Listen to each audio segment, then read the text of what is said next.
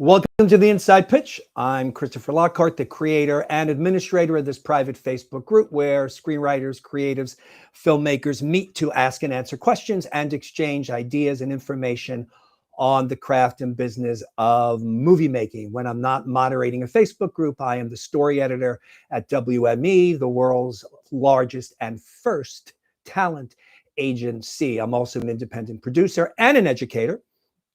I do not moderate the Inside Pitch alone. Steve Enlow is a co-moderator, and also Ramesh Santana, who is my co-host on these events, and I believe this is him here. So, hello, Ramesh. Hey, I say you got the memo about wearing matching shirts today. Are we? Are we, you know something? I was almost going to wear a hat too, but I figured that's your thing. That's your thing. You know, I don't want to steal your thing. Ramesh is very slurpy. He's very slurpy. He's very slurpy. No, I'm done with my coffee. I'm done with my coffee. So. Okay. All right. It's all right. Listen, if I didn't hear you slurping in my ear, it wouldn't be, I know. It wouldn't be good. So we just did a session last week with pro script readers, and that is on our YouTube channel. And if you haven't seen it, check it out. People seem to have enjoyed the conversation. Today, we have a room full of women who have landed on the annual Women's List, which is a list geared to help promote female screenwriters. And we've got Jan Kimbrough here. We're going to bring her out in a moment. She's one of the founders of the list. And we also have quite a few. Right. I think maybe we have everybody who's ever been on the list here today. So, but you know, it's kind of interesting because it's, you know, there's this whole sort of thing about, like, you know, women in the business, and women founded this business practically. You know, I mean, in the earliest days, you had Alice Guy, you had Lois Weber, you had Mary Pickford, you had the great screenwriter Frances Marion, the first woman who ever won an Academy Award. By the way, there's a good book about Frances Marion called "Without Laying Down" by the late Carrie Beauchamp, and it's about Frances Marion's days as a screenwriter. She was the screenwriter to I'm having a senior moment. Fairbanks, you know, who was the biggest movie star in the world. What was his first name again? Douglas Fairbanks, right? Senior. And so the book looks at Frances Marion's career, but also other women who were very active during that time. And I believe Lois Weber was from Pittsburgh. Oh, is that right? She was incredibly successful. In fact, we've had quite a few threads about her. Maybe that's why you're always posting about Lois, because she's Pittsburgh. Well, you know something? Mabel Normand, who was a very early film pioneer, was from Staten Island, my town. So, but then somewhere along the line, women were marginalized, and it was probably at the moment when men realized, holy shit, there's a lot of money to make in this business. And at that moment, women were sort of pushed aside, and they've never quite been able to get their footing back. But I also wonder, is this a business that ultimately attracts men more than women? I don't know. Maybe that's a question to ask. Like, I look at our group, right? Our group is 60-40. We have 60% men, 40% women. You know, we don't do anything to exclude women at all. And so why is it that there are more men? And I think that the Writers Guild probably splits about the same way too, I would think. And so is it just that this business is so male dominated, and that the content is also geared toward men, that it just attracts more men? Or is it just that the business is so crazy, like, you know, you have to be away from your family for long periods of time, that maybe there's some sort of yearning in women to be more, dare I say, maternal, and you know? raise children? Maybe that's a very sexist question. Maybe Jan's ready to rip my head off. But these are things to ponder. But first, we got to bring on our women. So let's, if I may. By the way, I met Jan in Switzerland. I met Jan at Dream Ago. And we decided it was 2019. So, and we had a great time. Actually, she was my buddy there, and I dragged her ass up into like the bell tower. We got, the bell tower is awesome. I know, we loved it. So, at any rate, this and she's got like a very interesting past. She was like a journalist and a TV personality and sort of all this stuff. And now she has spearheaded this woman's list. Let's bring on Jan. There she is. Hey, Very Jan. nice introduction. Well, very off the cuff, because we do absolutely no research here. But I didn't have to do research because I met you, and you've been doing this now. You're in your third year of the Woman's List. Why don't you just tell us very quickly, what is the Woman's List? Well, the Women's List is a way of shining a light on women's television writers and feature film writers. We feel that film and television are the most powerful influences on society, on the global perception of women, and women should play at least an equal, if not a dominant role in the business. So once each year, we solicit feature scripts and original TV pilots from women writers and have them vetted by women writers, mostly WGA women and other industry professionals with strong story experience. And we choose the best of them and we put them on an annual list. And then we push that list to as many producers, directors, agents, managers, did I say actors, as we can get an email for or a phone number for, and we just keep pushing it out. The idea is to create a resource for people who so that they can find these scripts. It's very difficult for people producers, directors, et cetera, to actually find scripts written by women. So this is a way of dealing with that. So you are filling a need. Go ahead, Ramesh. Are all your readers women, or all of them are women? Yeah. Okay. And Ramesh is looking for a job. So no. I was just curious. You're out, Ramesh. So, no, I was just curious whether it was just or whether it was a mix. Yeah, they're all women, and the reasoning is that we feel that women can judge women's scripts best.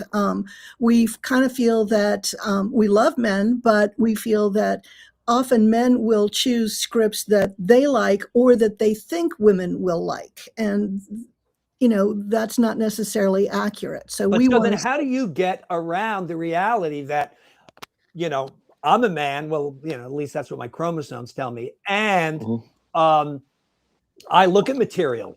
That's exactly what I do. And so the reality of the business is that you do not have women that are not all women that are greenlighting or vetting projects. So what happens as the projects do climb higher?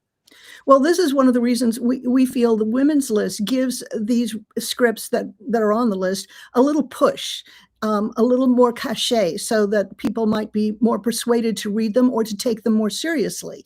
And that's, half the battle is to get people, men especially, to take women's scripts more seriously. So, as far as I'm concerned, they're leaving money on the table by not producing scripts for women. We are 52% of the population.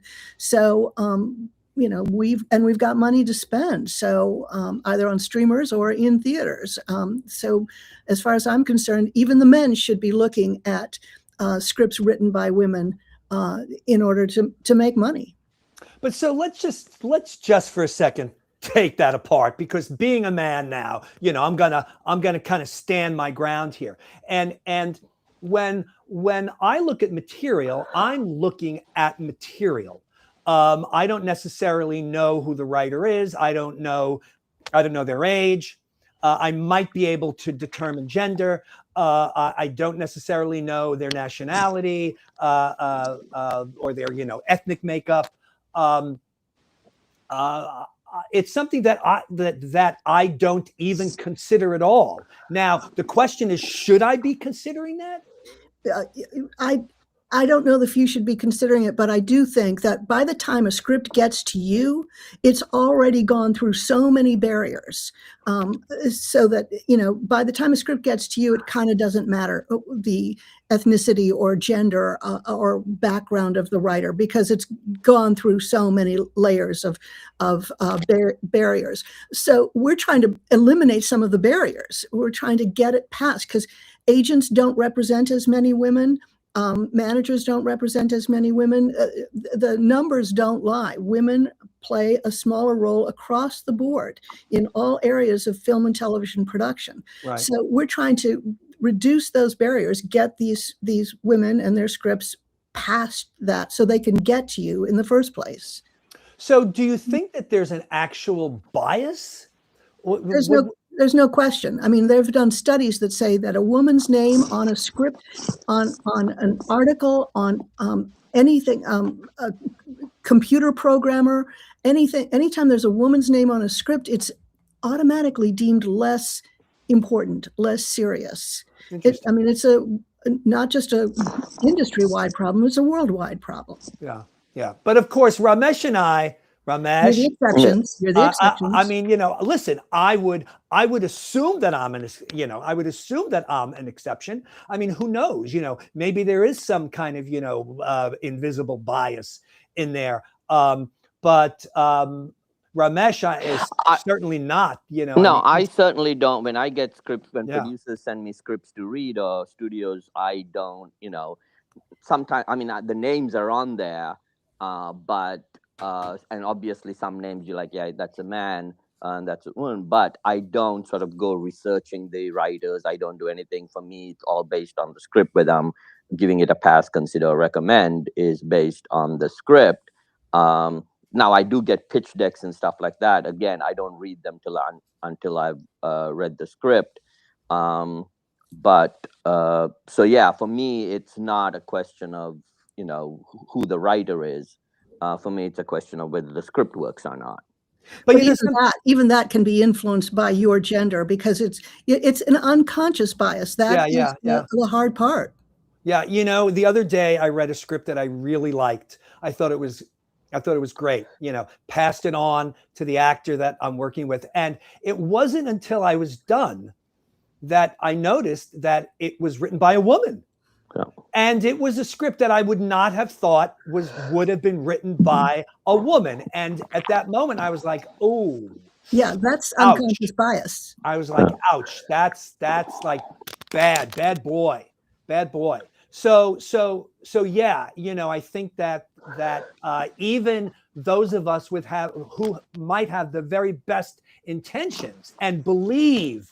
It's kind of like the guy that says, "Oh, my best friend is black." We're sort of, we're all sort of trapped a little bit in these biased places, I think. So to try to open up our minds even more, I think, which was part of the reason why I thought this would be interesting today. I get a lot of books sent to me that are written by women. I get a ton of books sent to me that are. But do you think that? But do you think that part of that is because women are just maybe avoiding film and screenplays and Hollywood because the bias is so strongly leans so strongly toward men? Women aren't avoiding it, but the publishing industry, the book industry, is a lot more open to women. You can query agents and get a response. They're interested in a broader range of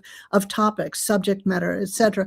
And the film and television industry is much tighter, much more closed off. Women can't get in. The access is much more limited in film and television than in book publishing. And then, my objection with the books you get is that very often then a book written by a woman will be adapted by a man. How does that make any sense? And, we have sort of improved in other arenas. So like, for example, a book written by a Black author 20 years ago, the screenplay would probably be adapted by a white writer. Today, we're much more sensitive to that reality, but that hasn't yet spilled over into the female pool. No, it hasn't. Yeah. Somebody's asking right here, they're saying, Christopher, I'm curious how you would determine a script is written by a woman, and I wouldn't. So, you know, but again, I might lean more toward when you're reading stuff that feels very machismo, that, you know, you might just automatically assume that it's written by a man, which is certainly not always the case. But I don't want to get myself into trouble here. I don't want to get my ass kicked by Jan later. So I'm gonna try to avoid this topic. So so we have brought several writers who are on this list, and so I thought it might be fun to just see sort of, you know, if it's helped them, you know. How has it helped them? Is it merely just an intrinsic boost, or has it, you know, really had, you know, some kind of quantifiable needle moving for them? Lists are interesting. Ramesh is like the expert on lists, because there's like 1,000 lists, right, Ramesh? Right. Yeah. And he seems to know all of them. They seem to have started with the blacklist, right? Which I think was kind of the resurgence, because there have certainly been lists like American Film Magazine used to do like their list of the best unproduced screenplays. That goes back to like the 70s. And then I think in the 90s, the 2000s, the trade papers, you know, started to do like the 10 screenwriters to watch and stuff like that. And then, of course, the blacklist evolved. And then lots of other lists, and there have been other lists, or there is even there are other lists for women writers, I believe. Is that right, Jan? Is this? There are not other. One thing that there are other contests that are focused on women screenwriters and television writers, but one difference is that they're looking for a winner. We're not looking for a winner, or even, you know, winner, finalists, semifinalists. We are looking for as many great scripts as we can find, and we put them on a list. So it's not like one person gets the nod. All of it, right? Yeah. But is it like the blacklist where the top script got the most mentions? So we know, oh, this is the best script out of all of them, or we read them, the board members and the founders. We read this. We do the first cull on the scripts to make sure that they're not 180 pages long and copy pasted from a self-published book, which has happened. But we do the first cull, and then we have readers. As I said, Writers Guild members, industry professionals, women, reading the scripts, and they come back with feedback, and we just keep winnowing the process down till we get to a consensus on, yeah, this one needs to go on the list. And how many scripts, by the way, go on the list? I think the first year was 36, and last year, the second year was 38. And I have no idea. It could be 3 this year. We don't know. We keep the bar high because we feel that's the only way it'll work. Right. I actually looked this up because I had this vague memory of posting something on the Inside Pitch years ago. But there used to, believe it or not, called the bitch list. That's the one that I was thinking about, and I know Jan hates that. Just my the God, name I know of it alone. I don't know if it still exists, but no, I don't like the name. It says created by quote unquote the bitch pack. The list aims to promote better dialogue for women and elevate diverse voices in the entertainment industry. To qualify, scripts must pass the Bechdel test. But it's now on hiatus. But our scripts don't have to pass the Bechdel test. They don't have to have a positive role for women. They don't have to do anything but be written by women, because we feel that men don't have any restrictions on what they can write. So why should women? Though honestly, most of the scripts do pass the Bechdel test, and etc. Can you just very quickly review the Bechdel test? The Bechdel test is, I believe, two women or more talking about something other than men. Right. Yeah. So, and in these scripts, that it generally happens, Right. but they You know, don't. Jan, I have to say you are truly a great spokesperson for this. You know, you are perfect. You are perfect for this. All right, so I want to bring out some of your writers. Let me Okay. just say for our audience, hello, thank you for being here. We are streaming from YouTube. If you want to ask questions, you can drop them into the YouTube feed. Ramesh, sometimes people drop questions on the inside pitch. Could you just I am monitoring it. Okay, excellent. Thank you. All right, so I'm just going to start to bring out the brood here, and then you can once everybody's here, you can tell us who they are and any kind of pertinent information that you might want to. All right, ladies, here we go. Okay, this is Amy Fruchtman, and she wrote, and Leah Kearney, and are the others coming out as? I'm working on it. Okay, and Sesson Menges.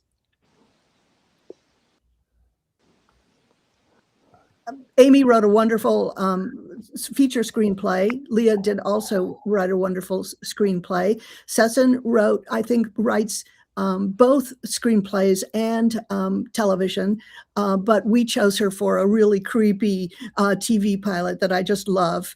Linnell White, I think you do mostly television, don't you?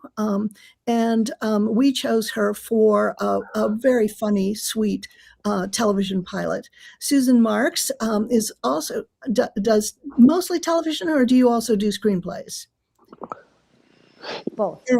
Okay, and we chose her for a charming period television pilot. Lori Whitaker is a screenplay writer, and we chose her for a wonderful screenplay about a Native American girl. Would you guys like to add something to what the introduction I just made? Amy, do you have anything further? Want to brag about anything, Amy? Well, thank you for having us all on. It's nice to meet you, Christopher. It's good to see you again, Jan. The women's list has been so cool. I guess I'll really quickly go over the script that made the list. It's my feature script called Landfall, and it's about a woman who helps other women escape from domestic abuse and domestic violence. But yeah, I mainly write feature films and also TV pilots, but mainly features. And do you often lean toward a female protagonist, or yes? Oh yeah, I absolutely do. I tend to stick to feminist issues and women's issues, and things that I don't think are explored all too much in Hollywood, at least lately. I tend to see a lot of scripts, even if the main character is a woman and it's written, the plot involves women's issues. Sometimes it's still written and directed by a man. So I still like to focus a lot of my writing on women's issues. Yeah. Are any of you ladies filmmakers? Do you aspire to direct? Do you direct? Are you only writers? Do you feel like maybe directing and producing would give you more control of the material? Anybody have any interest? Go ahead, Leah. I'll jump in on that one. Hi, Yeah. I'm Leah Kearney. Happy to be here. Really great conversation. I just have to say, Chris and Ramesh, I love your willingness to talk about unconscious bias, and Jan, that you brought it up, because that's the starting place, right? Like admitting that we have it, and we all have it. I think women have it as much as men.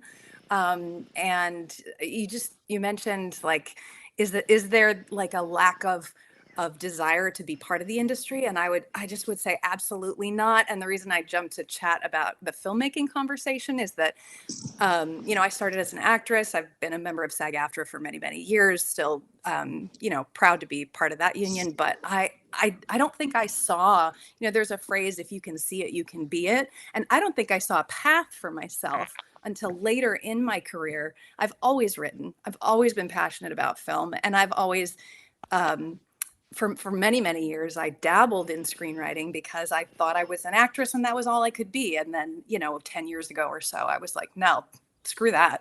You know, this is what I want to do. And I'm as passionate about writing and filmmaking as performing. And so, yeah, that was the trajectory that led me toward the script that got placed on the women's list, which is what I call a mom-com. It's about a single mom with 2 kids, or a romantic comedy with baggage, as I like to call it, and called Great with Kids. So I like that, mom-com. Ramesh, I've never heard that before. Have you? No.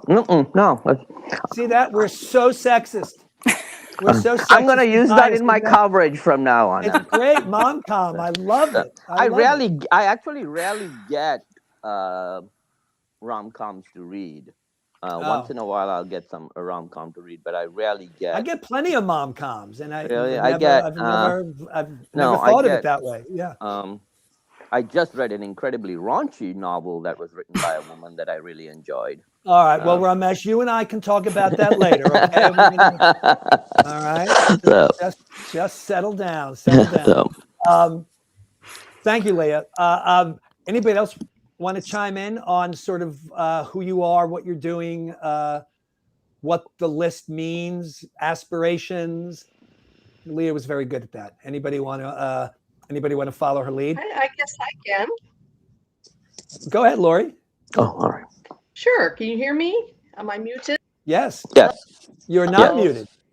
No, you're not. You're not muted. Fine. You're not It's muted. mute? No, we can hear you. No. No. We can Hear hear me you. now? Now I'm not. Yeah. We can hear you. Now you can hear me. Thank you. I'm Lori Whitaker. Can you hear me? Love the women's list. I was very, very happy to be on it. And you asked earlier about what it has done. My script is called Warrior Girl. It was optioned twice by Nickelodeon.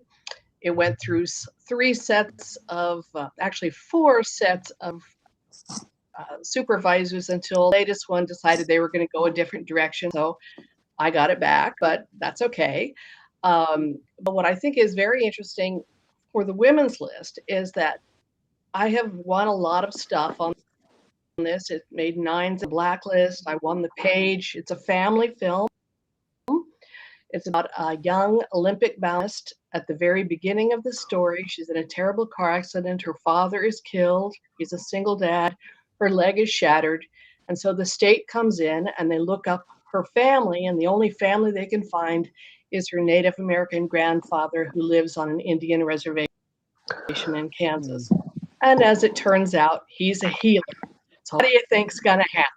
But it's a very heartwarming family film. But what was great for me on the women's list is right after it made the women's list, I did start getting calls from studios. I got an email from Bosque Ranch, Taylor Sheridan's story. I got another one from Sony and Screen Gems, and nothing's really happened from that, but it may. And I think there's other people, and at least it gives, as a woman, it's just been such a good platform to get your stuff read. So I'm very grateful. Yeah, Lori, to be part of this incredible and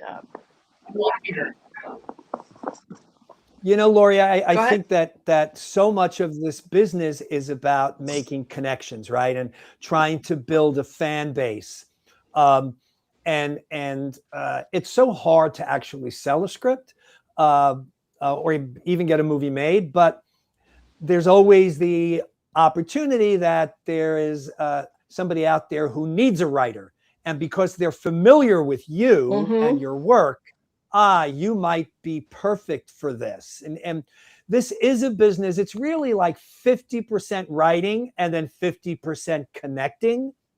And so if you can meet people at any of those places, it's a start. Let's just say that you have moved the needle a little bit, that you would not have connected with those people perhaps if it hadn't been for the woman's list. So now we are getting a question here. Does Lori have Native American blood? I have a script based in Native American culture, and it has garnered attention, but seems to die when the Native American filmmakers learn I'm white.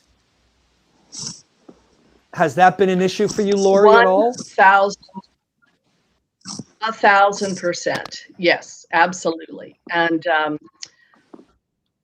that's a real issue for me. I also go for both Broadway and film, and it is an African-American story.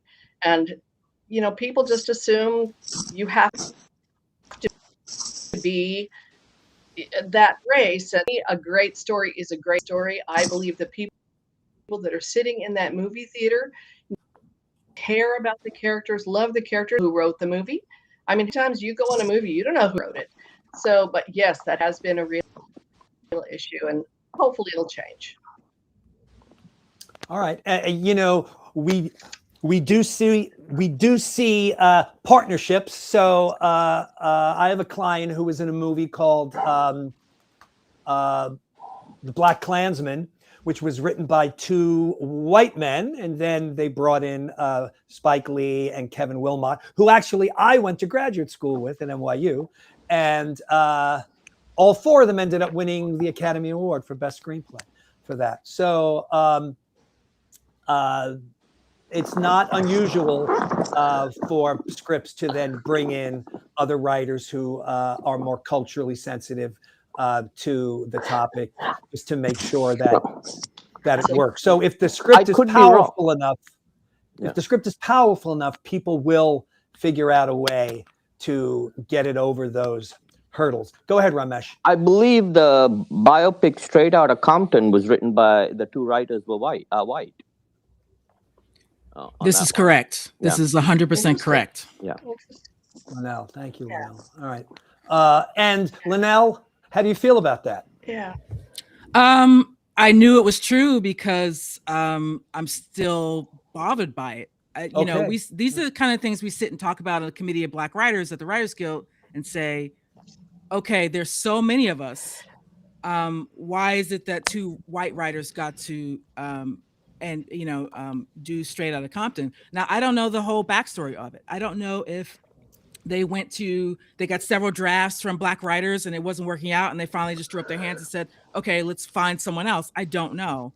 But even the King Richard movie, I'm a big tennis fan. I would love to write a movie about Venus and Serena Williams. They mean a lot to me. And those opportunities don't come my way. I'm not in that part of Hollywood. But to bring it back to the women's list, I'll say that I'm very grateful to Jan, because I know she's been talking about this idea for several years on the Committee of Women's Writers. And a lot of people come in there talking, I want to do this, I want to do that, and then it never happens, and she made it happen. My script, it's a TV pilot called Act 2. It is, if you know the story of Secret Life of Walter Mitty, it's that, but with a middle-aged Black woman. So I don't know where I can sort of take that concept where someone is, we have a middle-aged Black woman, Gen X, who is very, she has a very active imagination. She wants to be a writer. She wants to, live her best life, but isn't. And constantly when she's confronted with a world that is ignoring her, disrespectful to her, condescending to her, she retreats into her fantasy life the way Walter Mitty used to. If you've seen, there was 2 movies made about it. It's based on a short story by James Thurber. Danny Kaye and Ben Stiller? Yes, the 2 remake, yeah. Yes. So that was my script, and there's a lot of exploring grief and it's a family drama as well. So I just thought, well, where else can I sort of, if I don't, I'm unrepped at the time. So I said, where else can I send this? Because for me, I had experience on the Blacklist with another script where it was about women pilots in World War II. And it won an award at UCLA. And I thought, okay, I'm going to put on a Blacklist and see what kind of feedback I got. And it was, I got a 2 for a script that won at UCLA, and I couldn't quite rationalize it. Yeah. You know, it's you guys were talking earlier about, oh, we look at the names on the script, and or you know, the names on the script, you know, we're looking at the names, and we, you know, might be a woman, might not. It's not even about the names, it's about some of the characters. You don't know how many times I've heard, if you have 2 female protagonists or 2 Black protagonists, or whatever the case may be, I don't connect with the material. You'll hear that a lot. I don't connect with the material. So I was really glad that Jan had women readers to sort of, we could get past that. I don't connect with the material because I'm a man and these are women and I just can't get there, you know? So end of rant. Yeah. No, That's my rant too. No, and it's a great rant. And I, you know, I totally understand the frustration. And, because listen, you know, I work with undoubtedly the most famous Black actor of our generation, Denzel Washington, and maybe of all time, if I can brag. And you know, I have to look at a lot of material that is about the African American experience, and I you know, it's just, I feel sort of like I've learned a lot. You know, I also work with Antoine Fuqua. I also work with John David Washington, you know. And Antoine's having a very good week with the Michael Jackson movie. Regardless of what you think about Michael Jackson, doesn't matter. The movie's doing well. But you know, I think that perhaps there is a learning curve. And I think that there should probably be a pretty fast learning curve also, because yeah, you know, we can't shut out great stories because we may not understand or necessarily relate to a particular situation. I mean, I often have to sort of step out. I have to step outside of myself and, you know, and try to look at a project holistically, and sort of not just from my own very narrow world, but sort of from, you know, a worldwide perspective. You know, how would a mass audience look at this? Or you know, specifically, like, you know, I produced a few films with Nate Parker, and you know, he makes films that are definitely talk, because he's an agitator, you know, and so definitely talk about the African American experience, but also wants everybody to be able to relate to the material as well. So you know, there's always that sort of line to walk. So if you're a woman, are you writing films that are solely for a female audience, or are they is it a story about women but really for everybody? I mean, is that the right approach, or is that not the right approach? Is it like perfectly okay to make a film that is for women, about women, and, like, you know, fuck men? I don't know what the answer is. Anybody have an answer? Well, I just wanted to jump in and drop some data to back please. up what Linnell was saying, because in my inbox is the USC Annenberg Inclusion Institute has some amazing reporting on this, and they look at the equality or inequality across 1,900 popular films from 2007 to 2025, and of the top grossing films over that time period, 32.8% feature women or girls as protagonists. And it's actually down this year, or in 2025, it was down to 39% compared to 55% in 2024. And the takeaway that Dr. Stacy Smith, who's the founder of the initiative, she says, let's be clear, the reversal for girls and women in leading roles isn't about politics in 2025. It's about choices made in executive suites and the perceived value of these films. In 2024, the industry showed that it could be inclusive of women's stories. 2025 shows us that it's not a question of being able to be inclusive. It's about a willingness to do so. And I just think that speaks to, Linnell, what you were saying about, like, I can't see myself in it's not that we can't, it's just whether we whether get the the people chance. green-lighting, the story. When you look at production companies, most of the principals in those production companies are men. They're Sure. dominated by men, and they have their biases. You're very open, Christopher, and Ramesh, I think you are too.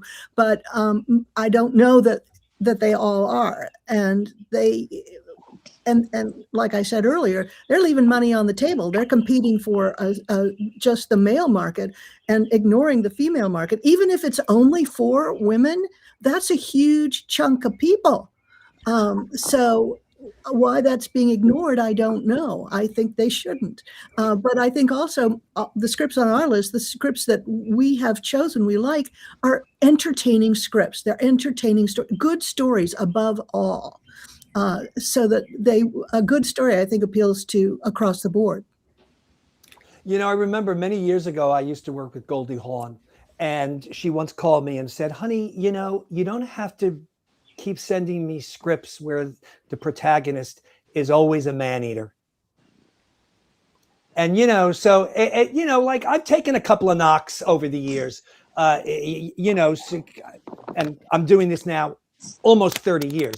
So, so there clearly is a bias that exists. And sometimes we have to have our noses rubbed in it a little bit. And then hopefully, you're big enough to be able to say, okay, yeah, like I get it. And, like I'm going to start to be a lot more sensitive to that issue.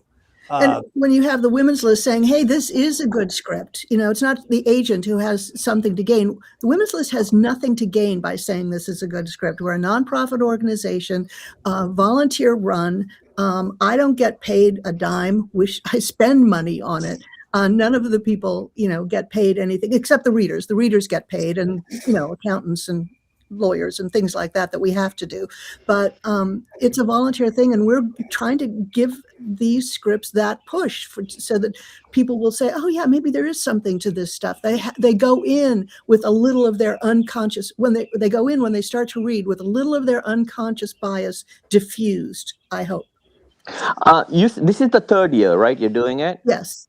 How many scripts on average, like the first 2 years on average, how many scripts did you get? Can you say that? I don't know if it's. I think the first year we got, both years actually, we got between 700 and 800 scripts, and out of those, which is not huge, but for some contests, I'm sure the Blacklist and other things get many more, but it's a good start. That's a great start. Yeah. And that's a lot of scripts. That's a lot of readers. It's a lot of readers, and I've read most of them. So, wow. And the acceptance rate, we figured, I didn't do the math because I gave it up in third grade, but the acceptance rate is about 6%. Which is, which is okay. So I've had friends who submitted to the women's list who weren't chosen, and maybe they're not my friends anymore. But we were just really adamant about picking scripts that we think are really good, that have appeal across the board, or appeal to at least the female audience, which we consider just as valid as the male audience. Sure. Do you get?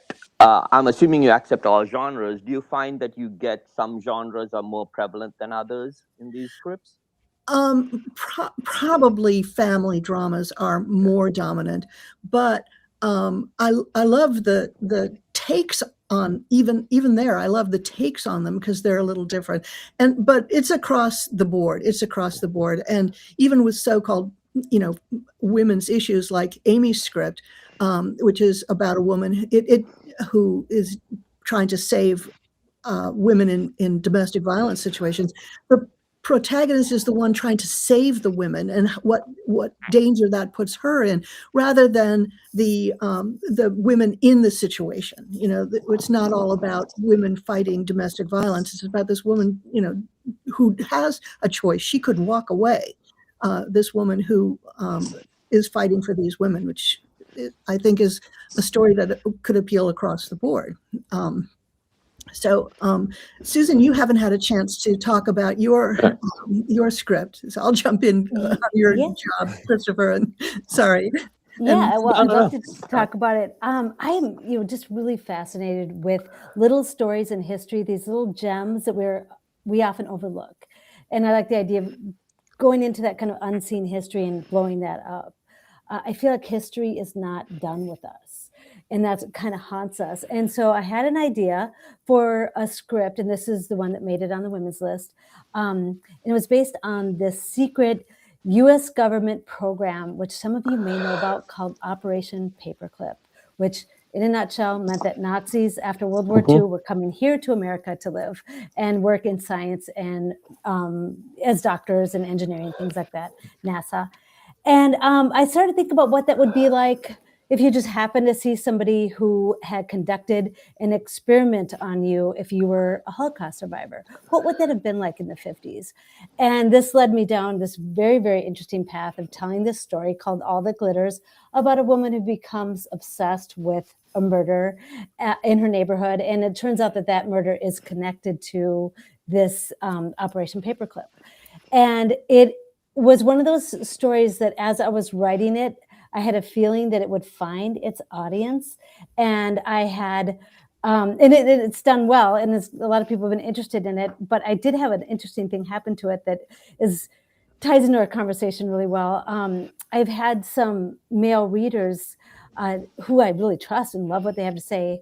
A couple of them have said about my protagonist, like, would she have behaved that way? And telling me that, like women of that era didn't do those sort of things. And I have a couple of degrees in history, and my day job is working for PBS doing historical documentaries. So I'm a little bit defensive in that I'm saying, well, I have a couple of degrees that tell me that women would act that way. But I think that there was a message of, well, those women weren't behaving well. And it's like, no, they weren't. Right. And I know that's offensive to a lot of people, but I also think they were the agitators, they were the agitators who made history. Yeah. Yes.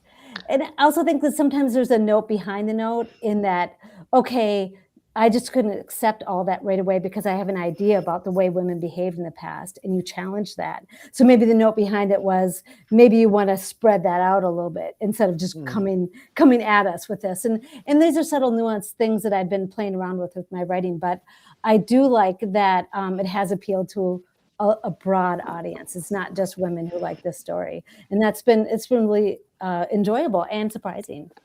I've read a couple. I love stories about Operation Paperclip.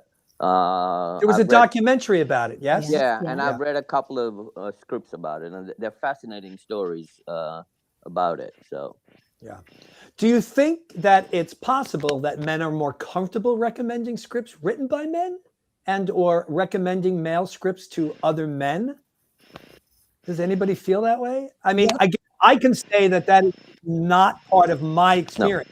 No, but that doesn't, but I think it's a very valid question. Jan, you want to chime in? I think it's very likely to be possible. And again, you're in Christopher and Ramesh, you are in a rarefied level of this industry. By the time the scripts get to you, they're probably pretty good.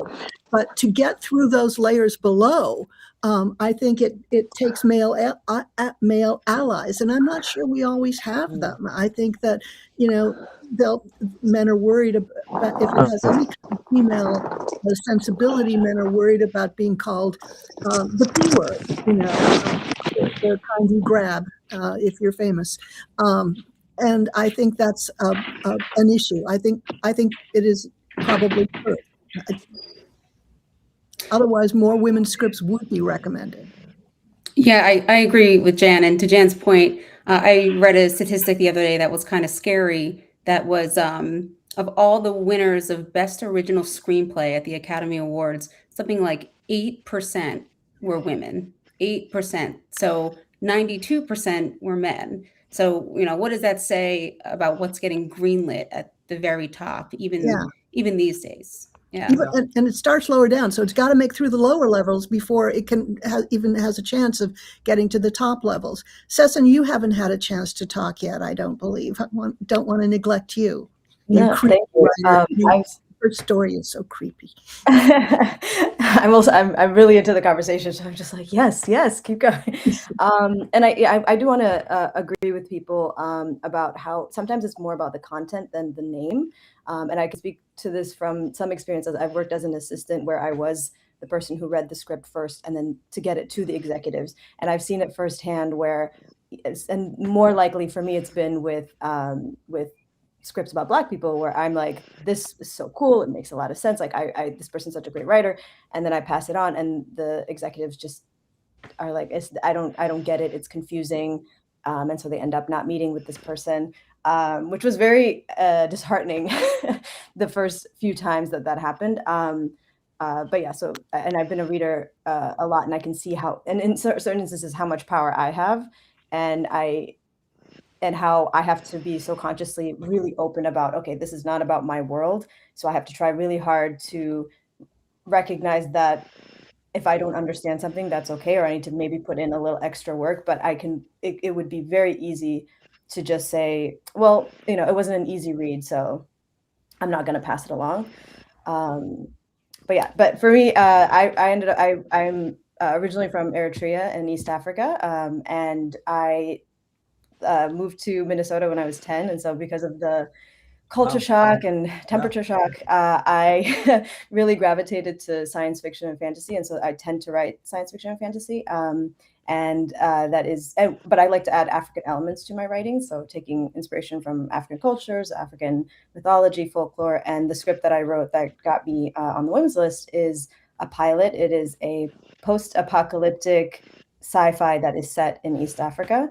And obviously, like, I really appreciated the credibility it brings to the script, and all that. But what really like blew me away with the women's list is that event that you guys held last year, where we had the opportunity to pitch to the directors in the, I want to say, Directors Alliance. Alliance of Women Directors. I know Alliance was in there. And through that event, because it was a pilot, I ended up using my feature, which is a rom-com, so it goes against my brand, but it does have African characters. And I got to pitch it, and what was really valuable is, Christopher, you mentioned this earlier, if we're only writers or directors, producers, etc. And I've always been very strictly a writer. Anytime I've even contemplated directing or producing, I'm like, I hate all of this. I just want to write stories. And so that through that event, I was able to make friends with directors who now, like, we connect all the time, and I ask them advice as directors. I had a director reach out who wanted to read my script and who is now interested in potentially moving forward. So like a lot has happened through that event. So I'm very, very grateful to the Women's List. All of you, I think, have had some positive experience with the Women's List, if I may brag for a moment. I think we've gotten, Linnell, I think your scripts were read by Obama's Higher Ground. Did you have a meeting with the Higher Ground as well? Yeah, I was going to jump in and add that they again, there was a young Black woman as their, kind of what Sesson was talking about, as their first line of defense, if you will. And she read it and she loved it, and then she passed it on to other people, above her in the chain of command, if you will. And so, you end up, what they're looking for is, they were developing a show. They thought it was going to go. They were looking for writers to staff. So that ended up putting me, on a staffing list over there. And then also, the thing about the Women's List too is I used it as momentum, and to say, because I don't have a rep, I was like, let me go back to other places I've met, other executives I've met. Let me say, hey, I've got a new script. It was on the Women's List. Like, that gives it a certain like validation that people are like, okay, well, I'll open it and read it. So I did send it to like Lucasfilm and some other places that, had done generals with me in the past. One last thing, because I know we want to wrap up here shortly, but there's a term that we've been dancing around in this session that is very prevalent in our business, or at least it used to be. It's not so much anymore. Chick flick. Anytime anything had a script had women protagonists, or was or female driven, it was labeled a chick flick. And Guilty. And there's a certain like I don't know, dismissive tone to that. You know what I'm saying? Well, that's just a chick flick and it's over there. So when you ask the question about, do men recommend, are men more comfortable recommending, male driven scripts to other men? I would say yes, because if you came up and you said, I've got this, female protagonist and it's this and it's a family drama, to another man, they're gonna be like, oh, that's a chick flick. They'll be very dismissive of it. So we're just now getting out of that mindset of like, this is like, people are dismissive of the Hallmark movies. You know how much money Hallmark makes, every year? Like, that is a legit business. I don't know why we sit there and say, oh, that's just for women. Look down our nose at it. It's making money. Do you not want to make money? Do you not want to reach an audience? I don't know.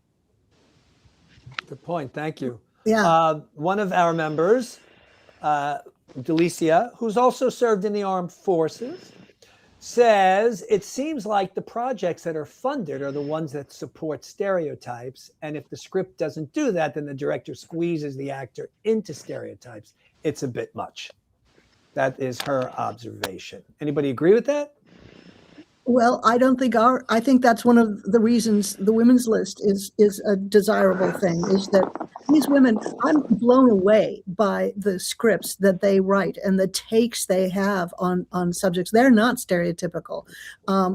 It's just so enlivening to see this stuff. I don't understand. I swear to God, you could make every script on our list for the last 2 years and it would be a hit. These are, I don't understand why people don't just jump on them, because they're vetted. We are saying this is good. We could, our motto is it's got to be ready to shoot tomorrow. And obviously somebody's going to have a problem with something.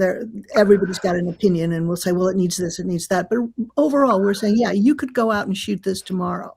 And I don't understand why people aren't.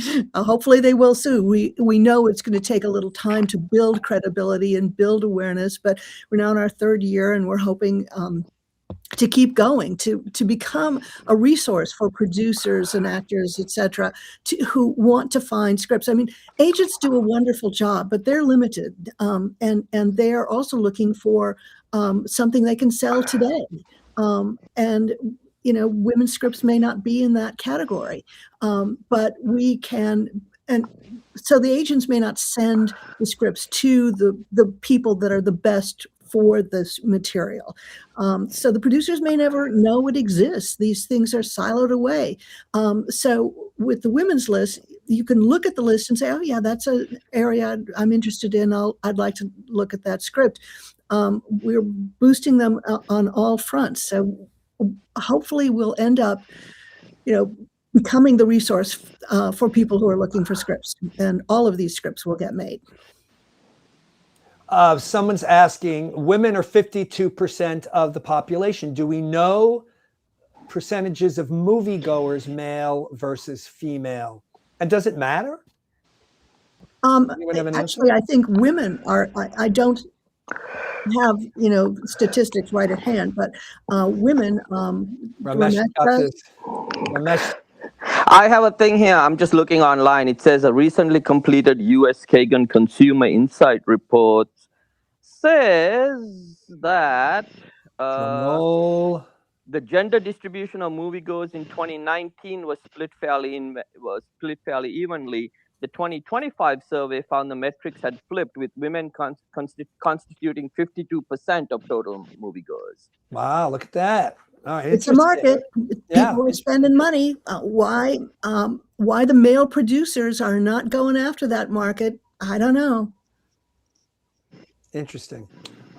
It would be interesting to if one could differentiate a woman's movie, from a male movie, since most moviegoers aren't looking to see who wrote the movie or who directed it. They're really looking at sort of what the trailer's about, right? And sort of what the concept is. And if certain movies lean one way or the other, do these movies that lean more toward male dominated topics, whatever any of that means, do they tend to attract a larger audience than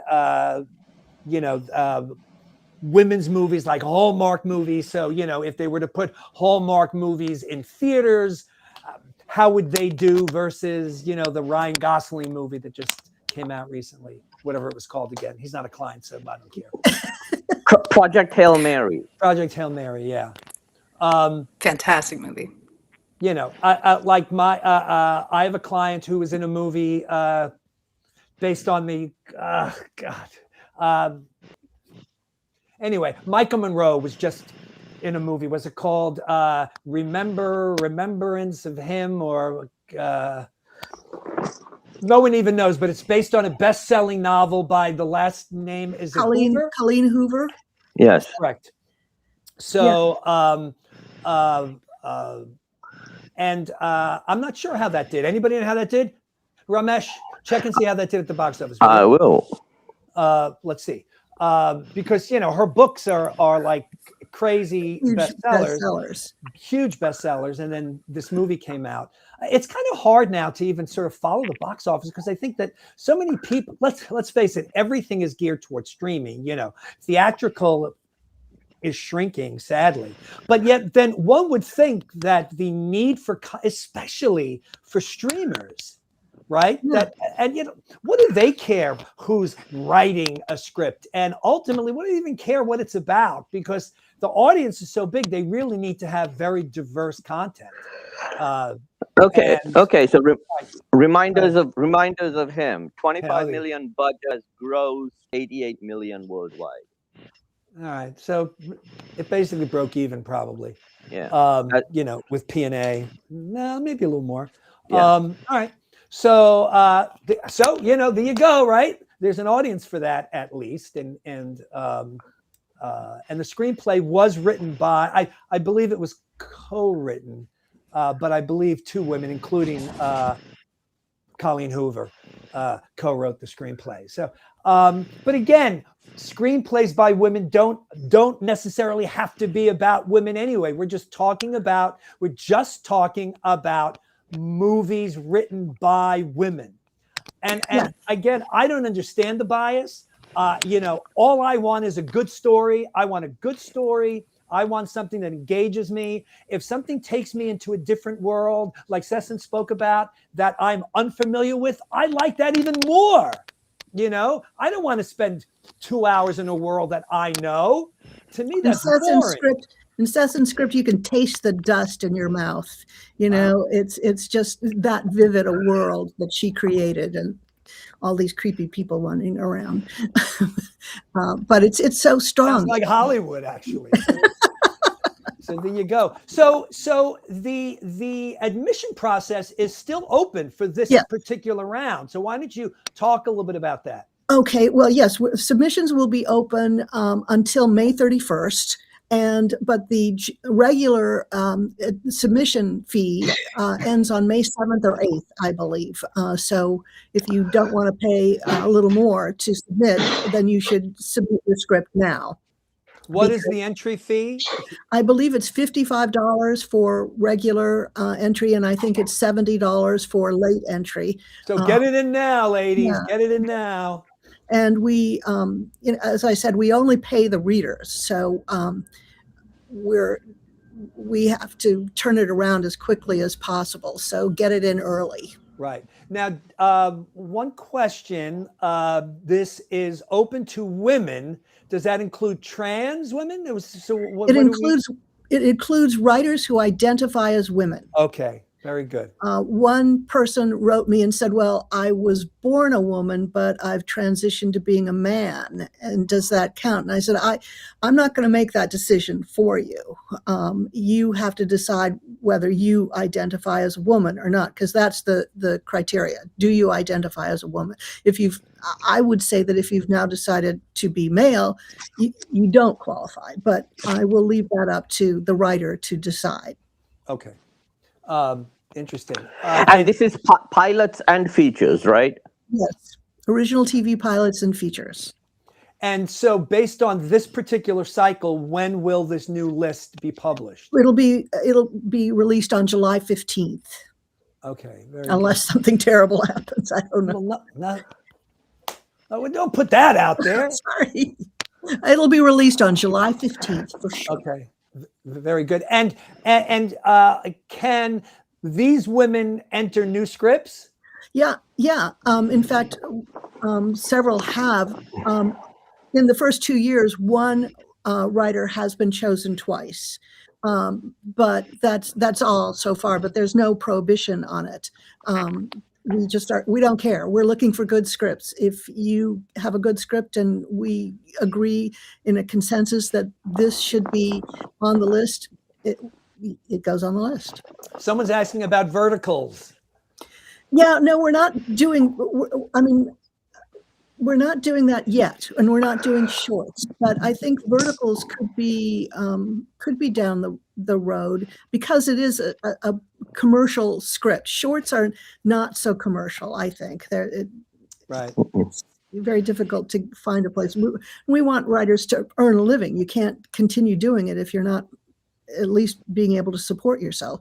So verticals may be down the road, but it would still have to be a really good story, really well written. Somebody's, if I just may chime in for a second, here's an example of how much harder women have to work. Jan, Amy, Leah, and Lynette have all cited data and evidence to back their claims. Do men have to do that? I don't remember any instances. Wow, Ramesh, we're outnumbered today. I'm happy to. Hey, I'm keeping a low profile here. No, I'm happy to. But this has been great, though, and so is there anything we haven't spoken about that really should come out? This is the platform. Let's do it. Come on, you ladies are very opinionated. Come on, say something. I'll jump in with one more good. fun fact. Is just if you haven't noticed it, once you start to notice it, it's hard not to notice. And this comes from not only being a screenwriter, but from being a performer for many, many years. Anytime you read a female character's description, check out how often it describes their physical appearance. Match that against men. And it's very rare that you introduce a male character in all caps in a script and it says handsome, strapping chest, unless that's a specific important feature that we're going to need to know for plot, for the arc of the narrative. It's almost always, whether the character is a lead role, a supporting role, under 5, well, maybe not under 5, but the female characters are almost always described. And I think that's a bias that female writers need to be as mindful of as male writers, because I've caught myself almost typing that and then being like, wait, does it matter? And, one specifically to look out for is the like beautiful, but doesn't know it. When she takes off her glasses, that kind of thing. And, so it's wow, just that was so sexy for. when you did that, Leah. Well, see, there you go. But look for it, because it's just bringing it back to unconscious bias. It's something that we've been trained to, like fish in water, to not see anymore, and it reflects how used to seeing women through a lens of physical appearance we are, as opposed to depth of character. Yeah, to Leia's point, none of us really know if someone on the other end reading our scripts is putting us at the bottom of the pile because we're writing about a female main character, or because of, they see a woman's name on the script. We really have no idea, what biases that they may have and what we're fighting against. And that's why I'm really appreciative of the Women's List and Jan and all the volunteers. I had successes and I placed in the Page Awards. I did well on the Blacklist, but it was only until the Women's List that people started reaching out to me. And that has been such an amazing experience. It led to my first meeting with a writing management company. And so I want to encourage all the women writers out there to apply, even if it's your first time writing a script, because you really never know until, there's another woman reading the script. Right. And is there anything that men can be doing? What should we be doing as men? giving us willing, go ahead. be willing to network with women. One thing that I find difficult is that I can't ask a guy out to have a beer. I can't ask a guy to lunch. They all assume, they all assume that you want something other than a beer. Or wait a second, Jan. If you're going to pay, you could ask me. You could ask me out. I'll go out with anybody anytime if they're paying. I know that's true of you, but no, it's not true. Although Yes, it is true. if you have candy, keep it away from him. He's a total candy monster. That is a little true too, yes. But it's very difficult for women to network and build the kind of relationships you were talking about earlier, because there is always a sexual component. In my case, it's now that I'm an old woman, and who wants to hang out with an old woman? Although, frankly, I'm a pretty interesting old woman. And old men like to hang out with old women. Right, but we need to hang out with the young men who are making the green lighting decisions. We need to make those connections. So if you're a young man or any kind of man, have lunch, have a beer, maybe even play basketball, although I could never do that. But do the kinds of things with women writers that you would do with a male writer. Somebody on the Inside Pitch told a story very recently about how she connected with a manager, and they made a date to meet in person. And the manager saw that she was an older woman and he was a younger man. And he immediately came up with some kind of excuse as to why he could not carry on with the meeting. Now, I may not be remembering that story exactly the way it was told, but it's pretty much that story. It might have even been in the thread announcing, this conversation. So, so that's pretty gross, to put it mildly. If you're not attractive, if you are a person of color, perhaps, all sorts of reasons, men don't want to hang out with women. They would have no problem hanging out with a man in a similar situation. Be open to that idea. Hang out with women. Women writers are pretty interesting. They're sitting around making up stuff all the time. They've got stuff to say. And it's like women have played an incredibly important part of our lives. I mean, our mothers are women, our sisters are women, our teachers. The majority of our teachers were all women. I'm not sure really where sort of that misogyny is just a huge thing. It's so underestimated. It's almost like a word you don't want to say because everybody gets up in arms about it, or men get up in arms about it. But it's the reason we don't have a female president or significant female leaders is there's so much misogyny. And you can argue that the candidates weren't right, but misogyny plays. But I agree with you there. Yeah. And something without naming names. I know somebody who was an older woman of a different generation who even said that she was not going to vote for Harris in the last election because she was a woman. And I thought that was interesting that women of a certain generation might also have that kind of bias. Misogyny is not limited to men. But it's so pervasive, and that's one of and right now is one of the most misogynistic times in our history. It's not only racist, it's misogynistic, and everybody's affected by misogyny. So I think that's fish stinks from the head, as they say. Yeah. So that's one reason the women's list is pushing to create a different perception of women writers and what they're doing. And they're writing about the world. The messages that are in these scripts, the whole world could benefit from. Yeah. I have a question about, some of you said you'd sent your scripts to the blacklist. And I think as Linnell said, you got a 2. When you get your feedback, because I've never submitted anything blacklist, do you get any info on who the reader was? No. I didn't in this particular case, but I did get their couple paragraphs of notes, and just from that you could glean that, oh, this was a man and he really was not interested in reading about women pilots from World War II. So, and I just kept it moving.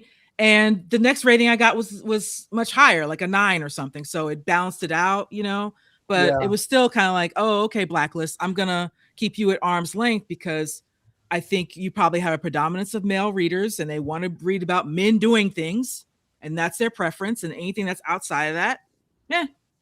One lesson we took from the Blacklist and in creating the women's list is we don't rank anybody. We don't have any semifinalists or finalists. We don't give a numeric score on the Blacklist. If you get a numerical score, that sticks with you. I think they're changing it now so that you can restart the thing. But if you get a low score from somebody, then you're kind of stuck with that. If you enter the women's list and you're not chosen, nobody has to know. Nobody knows you were not chosen. They only know if you were chosen. Right. So we consider that a plus as well. And let me just get this in, Ramesh. Where do people find the women's list online? It is on Scribe.20. At the women's list. We also you can check our website for that link as well. It's thewomen'slist.org because we are a nonprofit organization. No punctuation in there, just the women'slist.org. Yeah, all letters run together. So Scribe.20 or thewomen'slist.org will give you all the information. And we have Facebook pages and Twitter pages and all the good pages. So you can Instagram, you can check us for information there too. Ramesh, go ahead. I had actually 2 questions. One was like the last 2 years, how many scripts have you picked? And secondly, how many reads does a script get, if you don't mind, if you can share that? We picked, I think, 36 the first year and 38 the second year. And as I said, that gave us an acceptance rate of about 6% is what we calculated.